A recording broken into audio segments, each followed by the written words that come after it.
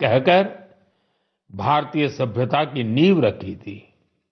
बंकिम चंद्र जी ने वंदे मातरम लिखकर मातृभूमि और उसकी संतानों के उसी रिश्ते को भाव विश्व में एक मंत्र के रूप में बांध दिया था। साथियों, आप सोच रहे होंगे कि मैं अचानक से वंदे मातरम की इतनी बातें क्यों कर रहा हूं?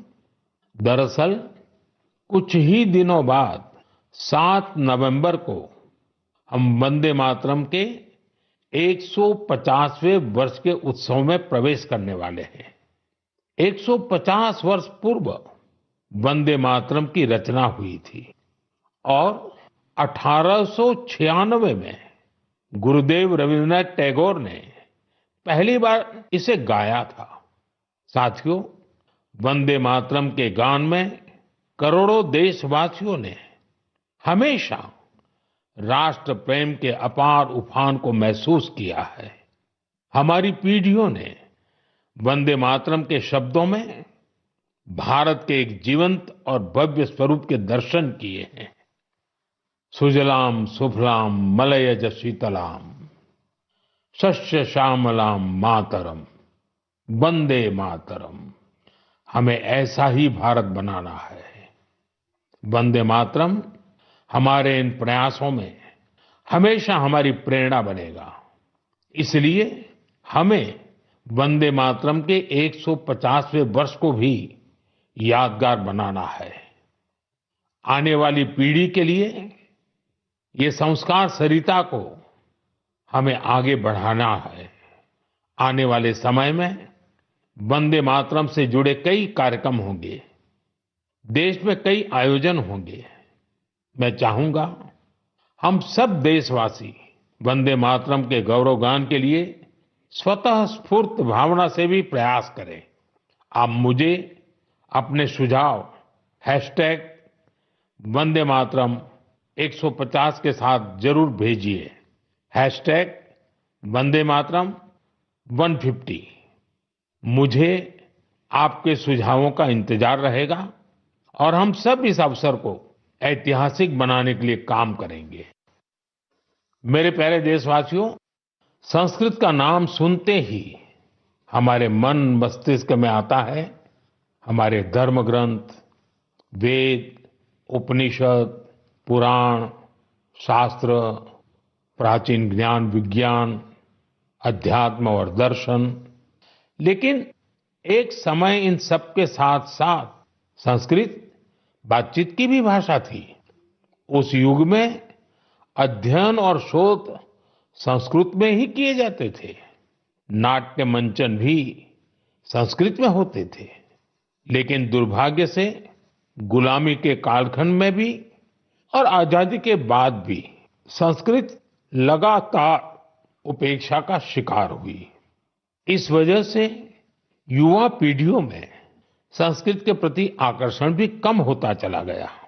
लेकिन साथियों, अब समय बदल रहा है तो संस्कृत का भी समय बदल रहा है। संस्कृति और सोशल मीडिया की दुनिया ने संस्कृत को नई प्राणवायु दे दी है। इन दिनों कई युवा संस्कृत को लेकर बहुत रोचक काम कर रहे हैं। आप सोशल मीडिया पर जाएंगे तो आपको ऐसी कई रील्स दिखेगी जहां कई युवा संस्कृत में और संस्कृत के बारे में बात करते दिखाई देंगे। कई लोग तो अपने सोशल मीडिया चैनल के जरिए संस्कृत सिखाते भी हैं। ऐसे ही एक युवा कंटेंट क्रिएटर है भाई यश साळुंके। यश की खास बात यह है कि वो कंटेंट क्रिएटर भी है और क्रिकेटर भी हैं। संस्कृत में बात करते हुए क्रिकेट खेलने की उनकी रील लोगों ने खूब पसंद की है। आप सुनिए। पश्यतु अहं कथं क्रीडामि। देवराज सेव्यमान पावनांगि पंकजं ज्ञानयज्ञ सूत्रमिन्दु शेखरं कृपाकरम्। प्रातः नूतनं कन्दुकं गृह्णातु। नारदादि योगी वन्दितं दिगम्बरम्। इमं कन्दुकं सावधानेन पश्य च षटकाय ताडय। आशिकापुरादिनाद कालभैरवं भजे, कालभैरवं भजे। साथियों, कमला और जानवी, इन दो बहनों का काम भी शानदार है। ये दोनों बहनें अध्यात्म, दर्शन और संगीत पर कंटेंट बनाती हैं। इंस्टाग्राम पर एक और युवा का चैनल है, संस्कृत छात्रो अहम। इस चैनल को चलाने वाले युवा साथी संस्कृत से जुड़ी जानकारियां तो देते ही हैं, वो संस्कृत में हास परिहास के वीडियो भी बनाते हैं। युवा संस्कृत में ये वीडियो भी खूब पसंद करते हैं। आप में से कई साथियों ने समष्टि के वीडियोज भी देखे होंगे। समष्टि संस्कृत में अपने गानों को अलग अलग तरह से प्रस्तुत करती है। एक और युवा है भावेश भीमनाथनी। भावेश संस्कृत श्लोकों, आध्यात्मिक दर्शन और सिद्धांतों के बारे में बात करते हैं। साथियों, भाषा किसी भी सभ्यता के मूल्यों और परंपराओं की वाहक होती है। संस्कृत ने ये कर्तव्य हजारों वर्ष तक निभाया है। ये देखना सुखद है कि अब संस्कृत के लिए भी कुछ युवा अपना कर्तव्य निभा रहे हैं। मेरे प्यारे देशवासियों, अब मैं आपको जरा फ्लैशबैक में लेकर चलूंगा। आप कल्पना करिए, 20वीं सदी का शुरुआती कालखंड। तब दूर दूर तक आजादी की कहीं कोई उम्मीद नजर नहीं आ रही थी। पूरे भारत में अंग्रेजों ने शोषण की सारी सीमाएं लांघ दी थी और उस दौर में हैदराबाद के देशभक्त लोगों के लिए दमन का दौर और भी भयावह था। वे क्रूर और निर्दयी निजाम के अत्याचारों को भी झेलने को मजबूर थे।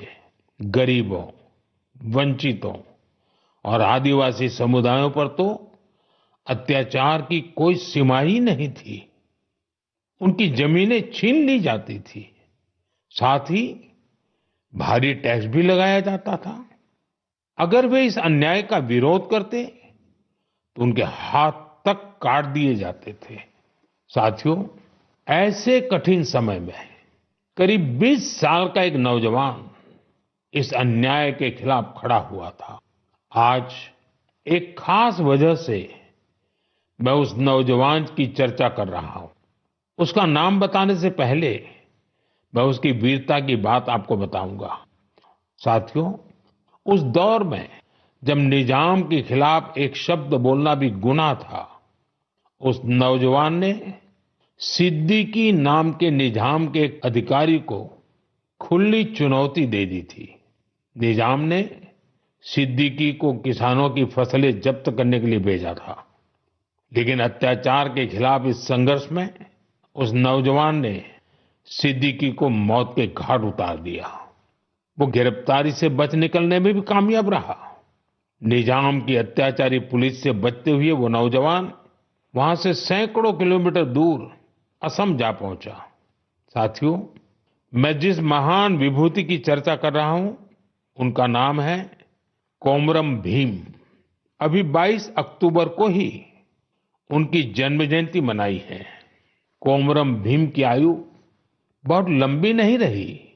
वो महज 40 वर्ष ही जीवित रहे, लेकिन अपने जीवन काल में उन्होंने अनगिनत लोगों, विशेषकर आदिवासी समाज के हृदय में अमिट छाप छोड़ी। उन्होंने निजाम के खिलाफ संघर्ष कर रहे लोगों में नई ताकत भरी। वे अपने रणनीतिक कौशल के लिए भी जाने जाते थे। निजाम की सत्ता के लिए वे बहुत बड़ी चुनौती बन गए थे। 1940 में निजाम के लोगों ने उनकी हत्या कर दी थी। युवाओं से मेरा आग्रह है कि वे उनके बारे में अधिक से अधिक जानने का प्रयास करें। कोमरम भीम की ना विनम्र निवाली आयन प्रजल हृदयालो एप्पटिकी नीलीची वंटारू। साथियों, अगले महीने की 15 तारीख को हम जनजातीय गौरव दिवस मनाएंगे। यह भगवान बिरसा मुंडा जी की जयंती का सुअवसर है। मैं भगवान बिरसा मुंडा जी को श्रद्धापूर्वक नमन करता हूं। देश की आजादी के लिए, आदिवासी समुदाय के अधिकारों के लिए उन्होंने जो काम किया वो अतुलनीय है। मेरे लिए ये सौभाग्य की बात है कि मुझे झारखंड में भगवान बिरसा मुंडा जी के गांव उलीहातू जाने का अवसर मिला था। मैंने वहां की माटी को माथे पर लगाकर प्रणाम किया था। भगवान बिरसा मुंडा जी और कोमाराम भीम जी की तरह ही हमारे आदिवासी समुदायों में कई और विभूतियां हुई हैं। मेरा आग्रह है कि आप उनके बारे में अवश्य पढ़ें। मेरे प्यारे देशवासियों, मन की बात के लिए मुझे आपके भेजे हुए ढेरों संदेश मिलते हैं। कई लोग इन संदेशों में अपने आसपास के प्रतिभाशाली लोगों के बारे में चर्चा करते हैं। मुझे पढ़कर बहुत खुशी होती है कि हमारे छोटे शहरों, कस्बों, गांवों में भी इनोवेटिव आइडियाज पर काम हो रहे हैं। अगर आप ऐसे व्यक्ति या समूहों को जानते हैं जो सेवा की भावना से समाज को बदलने में जुटे हैं, तो मुझे जरूर बताइए।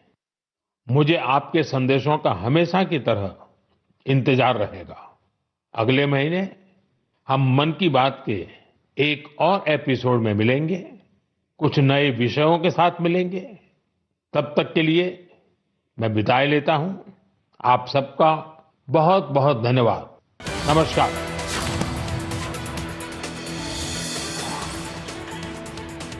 तो पीएम ने छठ पर्व की शुभकामनाएं दी हैं और देशवासियों को छठ महापर्व की हार्दिक शुभकामनाएं। छठी मैया को नमन प्रधानमंत्री नरेंद्र मोदी ने किया है। देश में त्योहारों का उल्लास है।